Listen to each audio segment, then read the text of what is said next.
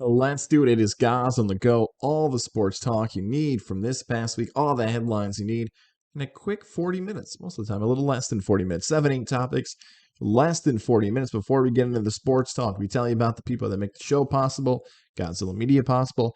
If you enjoy our shows, our podcasts, everything else, the best thing you can do is go out and support the people like Johnstone Supply in Troy. Shout out to our guy, George, man. From day one's been with us, supporting us, wanting to be a part of the future of the media in upstate New York. And they're the people that can help you, whether it's your AC units, your supplies, your summer projects, your tools, your furnaces, your boilers, all that stuff that's important to your home and the things that are around your home. Johnstone Supply in Troy can help you.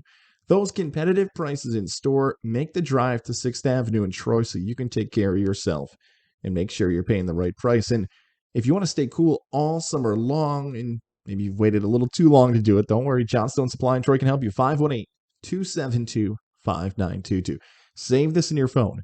AC Place, Tool Place, Summer Project. Take it out right now. 518-272-5922. 518-272-5922. Or check them out on Facebook, Johnstone Supply NY. Shout out to everybody over there, always helping us out. Whatever you need, they're going to take care of you. It's Johnstone Supply in Troy. All right, let's get into the sports talk for the week. These are the moments where I really wished I had a big, booming radio voice, like a Wes Durham for the Atlanta Falcons, a Drew Hoffner out in San Francisco, even like Flounder, you've heard before, those pipes. Will Arnett, you do like the movie opening. It all comes down to this. Like, this is just such a terrible weak attempt to do it in promotion for the NAL Championship on Saturday night. The National Arena League Championship. The Albany Empire hosts the Carolina Cobras. I want to give a little salute and a shout out to our guy, Ryan McCarthy. Make sure to download No Credentials Required. Always does a great job with his local coverage. He had a stat that he mentioned on Tuesday's Coaches Show, hosted by my guy, Jeff LeVac, and, of course, the head coach of the Empire, Tom Manas, that if Albany wins on Saturday, it's the first time for a professional sports team in the Capital Region that a team has gone back-to-back with championships. Think about that for a second, not just for the Capital Region, but for upstate New York. All of a sudden, I start to wonder, like, the Sabres have never done that. Sorry, Bills fans, you guys have never done that. Syracuse Athletics, they've never done that. I know it's the college level, so we'll back off those types of comparisons, but Bills, Sabres, Syracuse Storm, like Utica Blue Sox. Then you start struggling, like, who are the Watertown Rams? Who are these teams from upstate New York who have gone back-to-back? Now, you get downstate. Don't want to do that post right now, but let's just say like the city, right? The Yankees, we get that. The Giants then go back-to-back, but you can find situations, the Islanders, of course, where New York sports teams have done it. But think about the history that can be made here. Professional sports teams in upstate New York to win a back-to-back championship in indoor football, what I consider to be the highest level of indoor football in the United States of America. A franchise and players that have tradition and prestige, and you can look back and say, oh yeah, I remember that guy from college. I remember what he's done in his pro career. That's what the Albany Empire can do on Saturdays to make history, not just for the Capital Region, but all of upstate New York, doing back-to-back championships as a professional franchise. That stuff matters. That's a big deal. Brandon Cisse, who was spotlighted on CBS 6 Sports, can have the only bragging right of being a 3-time professional sports champion. Again, not just in Albany, but all of upstate New York. That's what the Saturday night game means. And Mike Corda, the owner of the Albany Empire, has been committed to keep this local. Jeff LeVac, born and raised South Colony. Coach Manas and Coach Damon Ware, the offensive coordinator, have already been re-upped for 2023. It is commitment for Albany. I'm not even going to touch the low-hanging fruit because you know how much it pisses me off when we talk about other stuff. So that's going to get passed on right by. But that's what this could potentially mean. Let's talk about the matchup itself, though. Carolina, if you haven't been following the NAL, should have been, sorry, Empire fans, the top seed. Think about this. The second seed, the team that is the visiting team, beat the Albany Empire not once, not twice, but 3 times. Now, we could go through those games and talk about the controversial calls and the decisions and the whistleblowing and everything else, but it's 3 times. It's not 1-1. It's not 2-1. It's only 3. Albany's record against Carolina. So the Cobras have proven that they're the top team, but because of the tough stretch at the end of the season, Albany is able to take advantage and clinch home field, so to say home turf, advantage. What's the difference in this game? The play of Sam Castronova has continued to improve week after week. Darius Prince in the matchup on the outside. Can anybody stop him? It's Carolina, the same team that might have peaked in June and July. Albany is in position to win another championship, but it is going to be a tough matchup. The key in this game, turnovers, turnovers, and turnovers. Because so many teams are so effective in the first half. You flip it to the 2021 National Arena League Championship. The Columbus Lions, 5 plays, 5 touchdowns on offense. Albany, needless to say, struggled to slow down Columbus. If someone can get that turnover in the second half with the Empire dominated, you're playing possession versus possession, and the team who has that ball last, as we know in indoor football, has the best advantage. Key example in the semifinal matchup, Jacksonville doesn't botch it, and Marco Roscoe doesn't hit that deuce. It could be a whole different out of that ball game. Saturday night, MVP Arena. Albany cannot just make history for the city itself, the Empire franchise itself, but for upstate New York.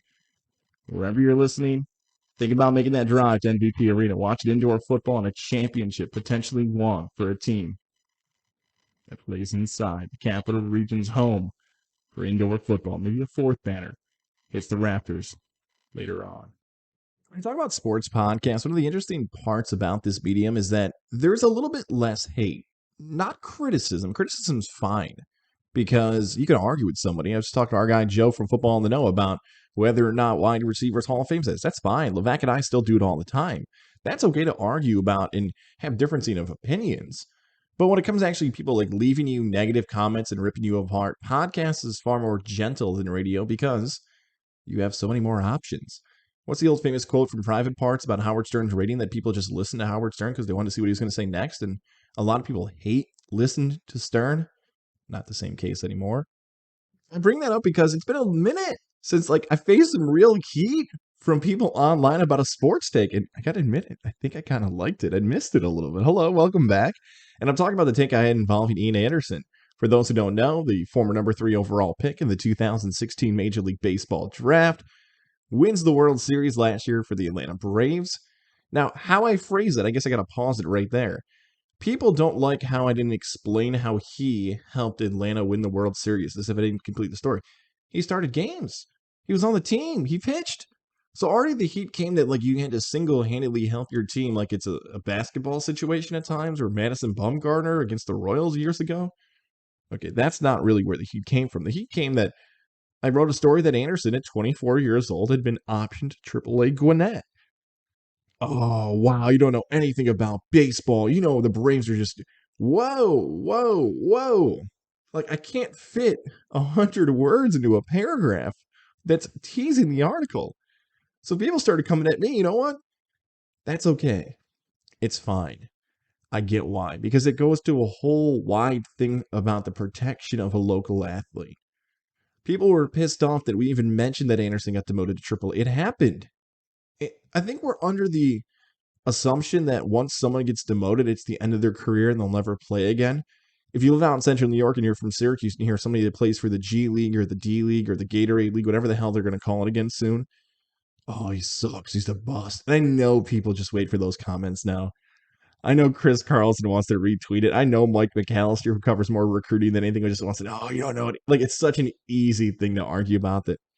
Hey, you're still getting paid and this is how it goes, man. This is professional sports.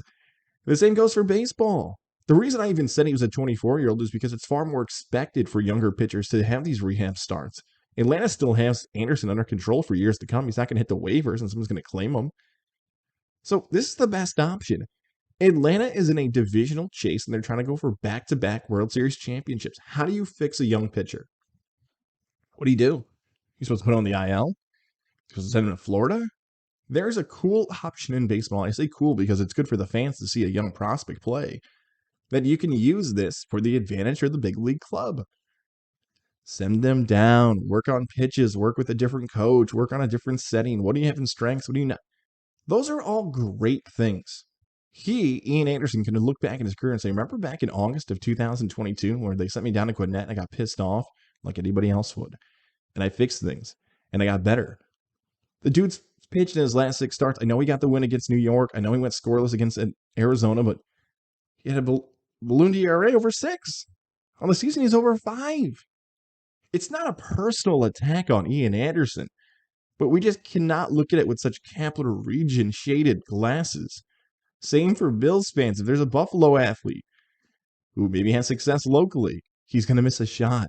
God forbid. We had a fun conversation about Gerard and Fredette. I swear to God, they're going to miss shots. So it's fine to defend your guy. You don't have to blast him or do anything else, but you also have to be rational and reasonable that if he's playing like shit, you got to call it out. If he has a bad game, you got to call it out.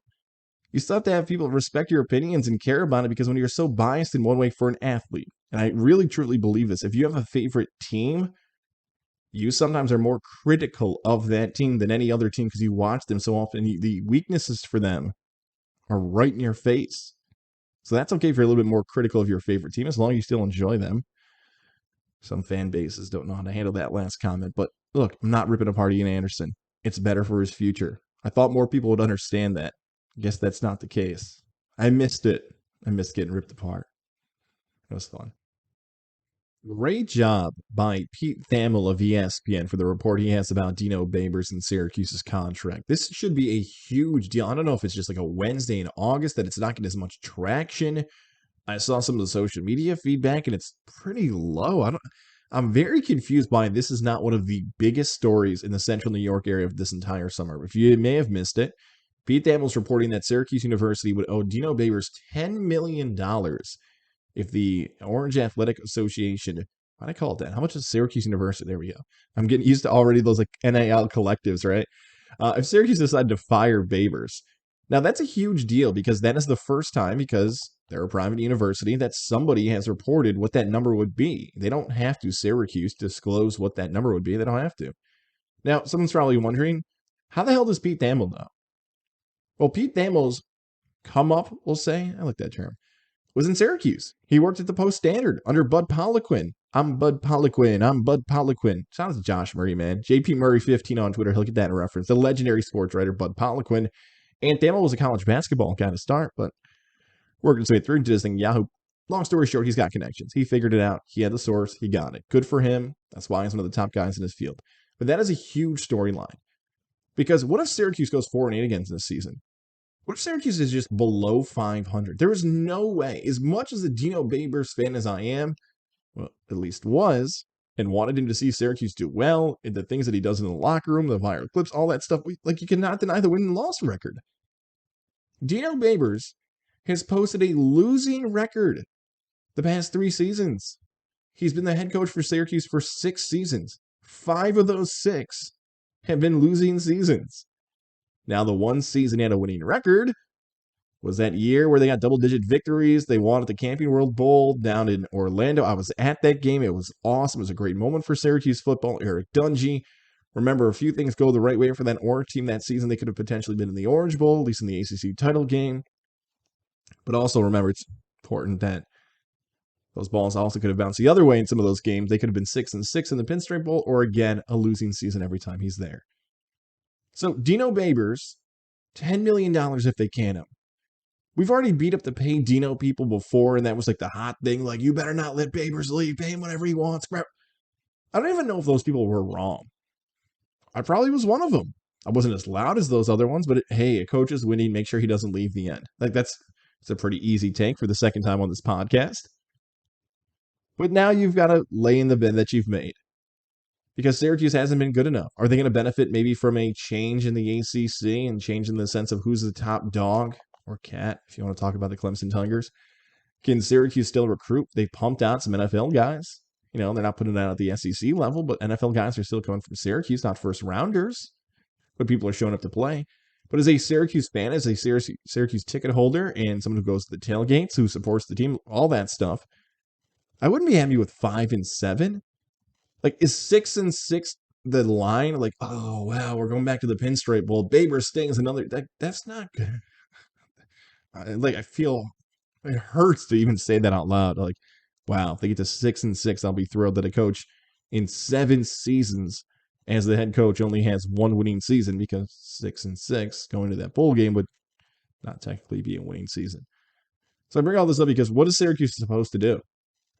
The athletic director, John Wildhack's got on record saying Babers not on the hot seat.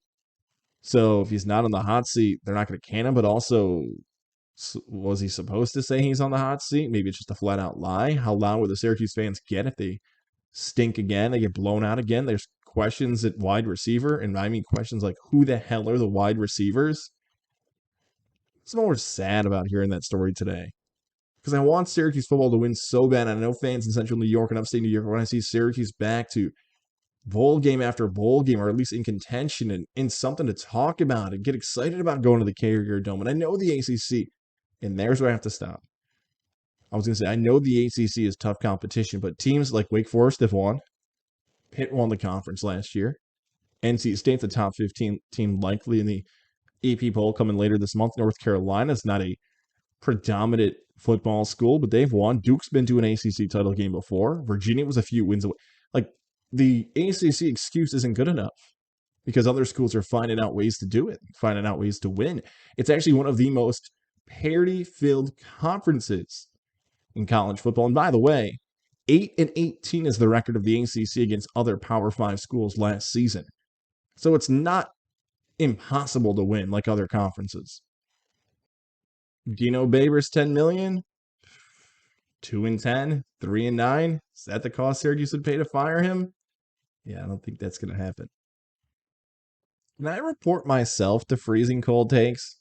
Just like drop some of these past podcast takes about the HBO show Hard Knocks and send it over.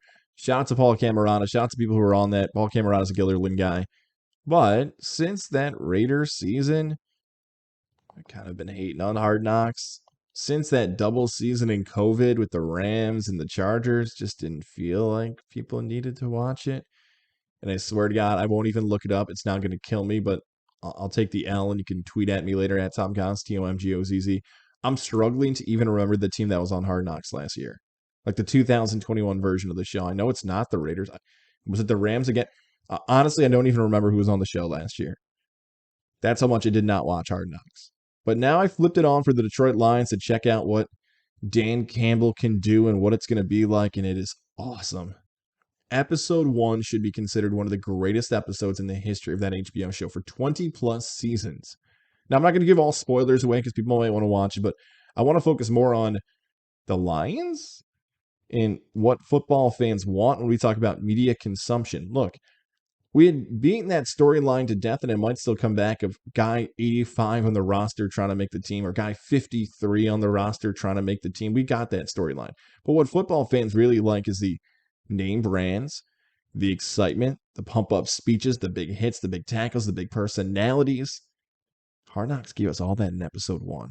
And that's the branding football wants. See, I remember when I was growing up as a kid, and likely you do as well, when we had like the jacked up segments and people get absolutely laid out. You had the hit stick and Madden, the big hit in football. That was great. But when it comes to the branding and marketing and what people see as the cool thing in football, is that still what somebody who's 15 thinks of football? Do they think of Mahomes throwing the ball behind his back? Do they think of Justin Jefferson or Stephon Diggs making huge catches in the end zone? Is it kick returns and punt returns? Christian McCaffrey making plays like he can. It just feels different like what football is. And I feel as if Hard Knocks brought us back to a little old school, right? To a football fan who might appreciate a full padded practice, a 6'5" defensive end coming off the edge and causing pressure. Coaches like Deuce Staley and names like Aaron Glenn and Mark Brunell talking smack. Like, that's the football I remember. And it brought me back to that a little bit. Now, can that work in 2022? How much will it have an effect on the Lions? And will we still continue to see that pace throughout the entire training camp episodes of Hard Knocks on this season? Those are all great questions. But if you have not watched Hard Knocks like me for a while, you've fallen away from the show because, yeah, I think I'm going to sit right here for a second. I don't think I offered up why I criticized Hard Knocks. I criticized Hard Knocks because the content wasn't good and other teams can do it. Like, technology caught up. If you want to do your own version of Hard Knocks, you got Jets Flight for the New York show. There's a behind-the-scenes show coming for the Giants about Daniel Jones. Like, technology's caught up. Anybody can do it. You got a good enough social media staff and a good enough production. You can do what Hard Knocks does. And I think Hard Knocks even realized that and said, okay, you guys think you can do it as well as we can, huh? We'll show you what we can do. That was good. Fired them up a little bit, put a little fire under their butts and showed we're the best at this, and we'll show you why we're the best at this. Didn't age out. Go get HBO Max.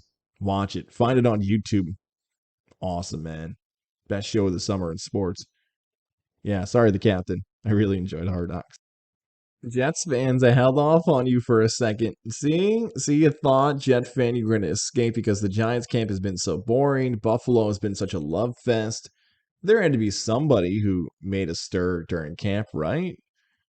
I told you, Jet fan, you were the team I was most interested about heading into this year's training camp, and it's not for the reason that just happened. We got to discuss the 6'8", let's call him 390-pound offensive tackle, former first-round draft pick Mekhi Becton gets rolled up on, knee injury, out for the season. Becton was out for the season in September of 2021, played about 15 games his rookie year, could have been better. Not a lot of people watch offensive tackle play, but if you're not a standout, it stands out a little bit more, pun intended there. And now year 3, you get hurt again. That injury, by the way, is this fracture that if your muscle is so strong, it actually rips the bone off. Now, how do I know that? I asked my wife what this fracture was, and as a physical therapist, she described it. She also said in her PT advice, he is not going to be able to bend his leg for 2 months. That's a 6'8", 390-pound guy not being able to bend his leg for 2 months.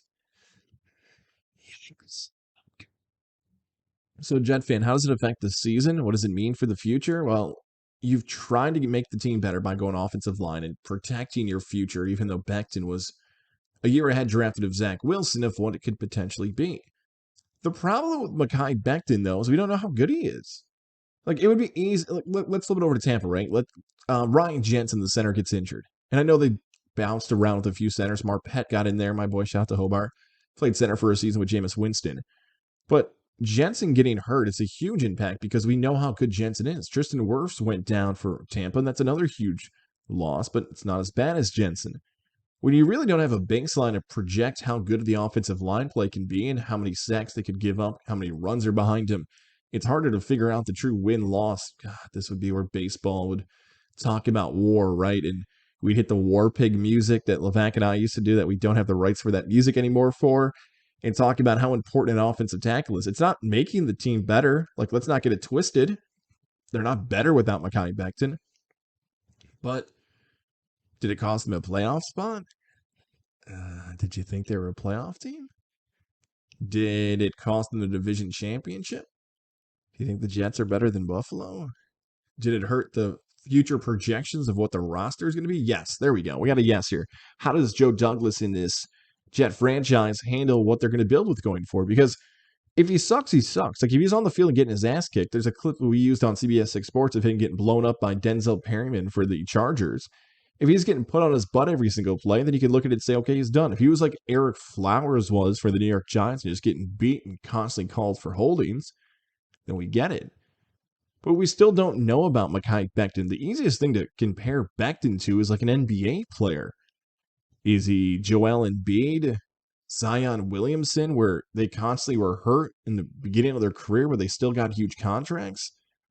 Or do the Jets look at Mekhi Becton like Greg Oden, who suffered an injury but didn't rehab the right way and came back, was drinking too much, and was never the same player again? And some of that's to his own fault off the court. The Jets will definitely have to make a decision about what they believe is the future of Mekhi Becton and how they build that roster. But it sucks because you never got the opportunity to find out how good he could have been. And there might be some plays this season where it's a young backfield there with Breece Hall and Michael Carter. He could have ran behind a big dude on the goal line and thought, if we had Becton, man, if you just put your hand on your back and watch the big dude move a car, legit move a car, that would only work in favor of the Jets. Jet fan, I want to tell you to get disappointed. The season's over. All that other stuff, you already are an interesting fan base, to say the least. I'm rooting for you, though.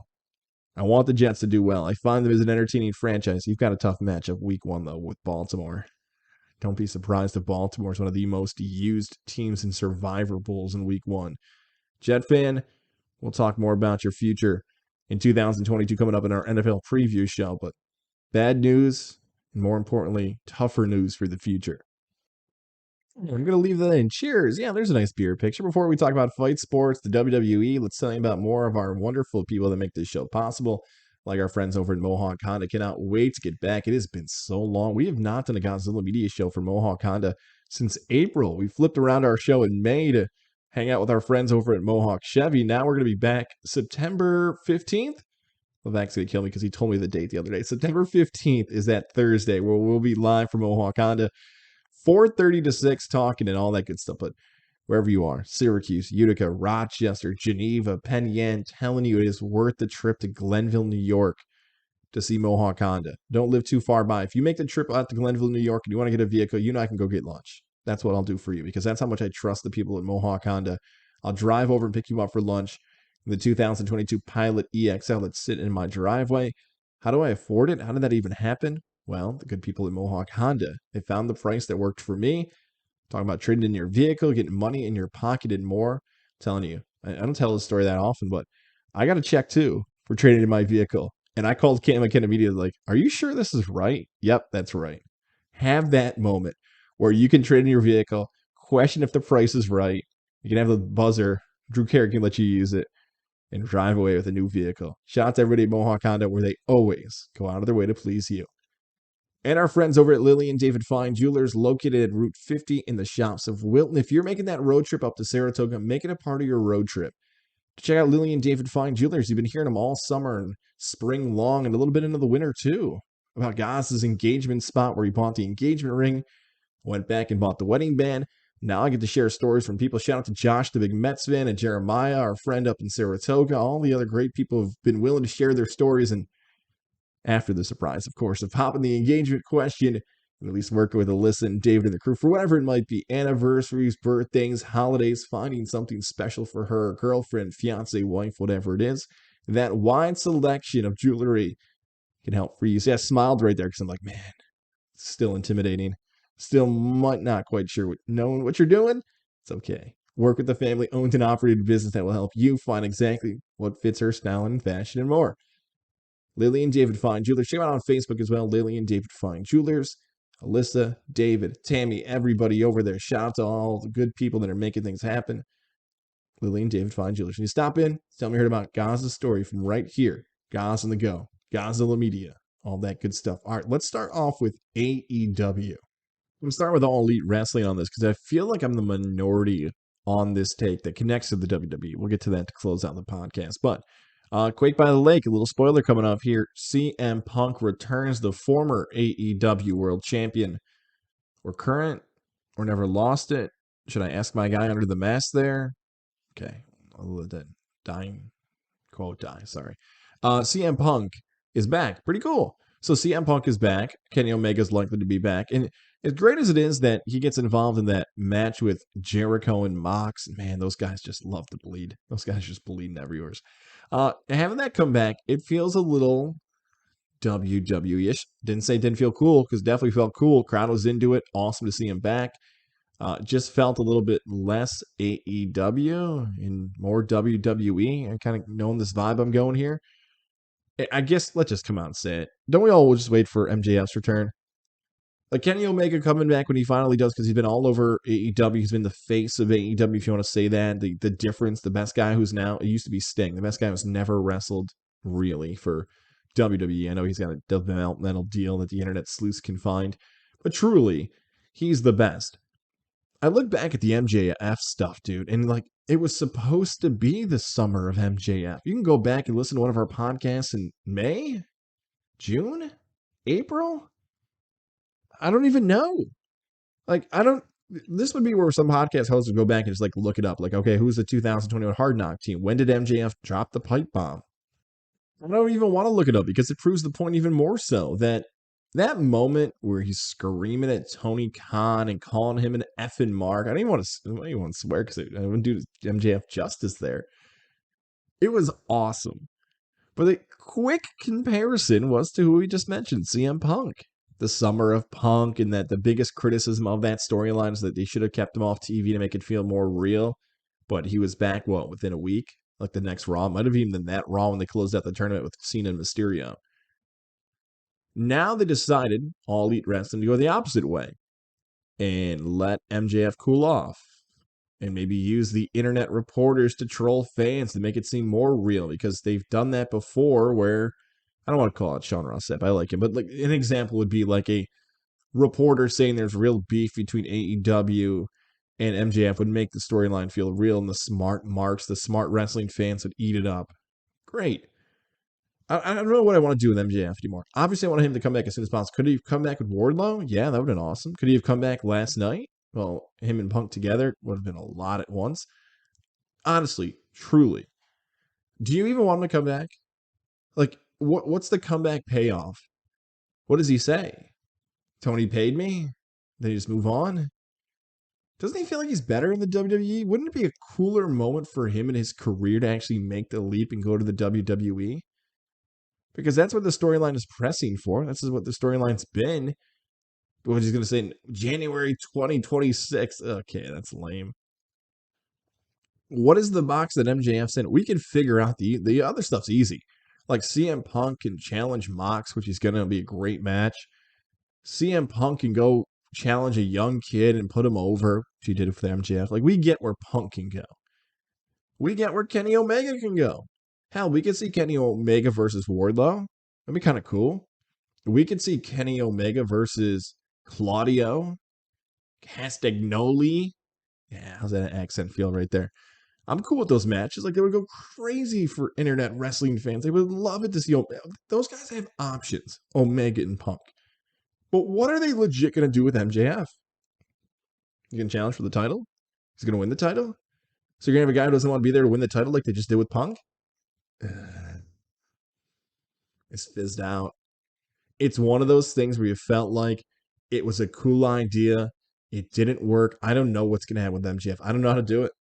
I'm at a loss for words on this one. This is why I'm so glad I don't book wrestling shows. This is why I'm so glad I'm just a fan. I can fully admit that if I booked wrestling shows, remember you had like WWE 2K and was it Raw versus War? They had all different names for the wrestling games. Whatever the first year was when they gave the GM mode, every week for me was a steel cage match.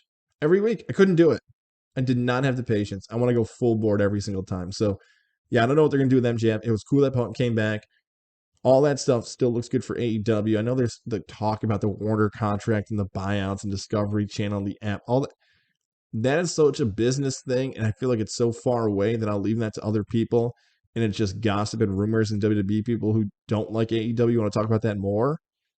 But AEW's real thing is still for me. What the hell's going on with MJF? Triple H in the WWE. I'm not a Triple H fan. I will say it every single time we do it. I think probably this one should be the one I retired on. But, that Raw was awesome. Like, just the small things that make me intrigued.